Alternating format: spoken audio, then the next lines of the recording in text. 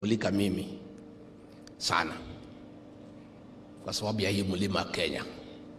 Najua hii mlima iko na kula milioni 6 na vile ninaona itaenda milioni 8, na hii kula imeamua, haijaamua itachagua nani, lakini imeamua na nani itafukuza,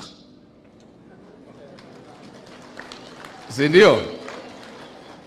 Sasa Ruto is cornered from the mountain, from Lower Eastern, from Western, Nairobi, coast. He is cornered. Amejipata bahali Moi alijipata 1992. Moi had been cornered in 1992. Lakini akakuwa mjanja sana. Na sisi hatukuwa tumerevuka. Akakuja hapa mlimani. Hii kura ya mlima ilikuwa imemkataa yote vile imekataa William Ruto leo. Akapanga jama, akajua ndio nipite lazima nigawanya hii mlima, lazima nifanye kila kitu nigawanya hii mlima.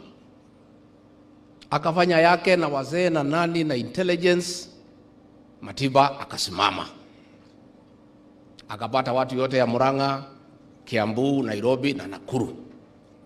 Kibaki akasimama, akapata kura ya Nyeri, Kirinyaga, Laikipia, Meru and Embu.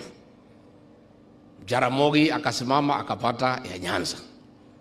Matiba akapata 1.4 million. Kibaki akapata 1 million.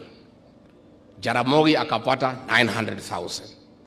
Ukijumulisha yote 3.3 million. Moi akapata 1.9, akawashinda wote. That is what happened.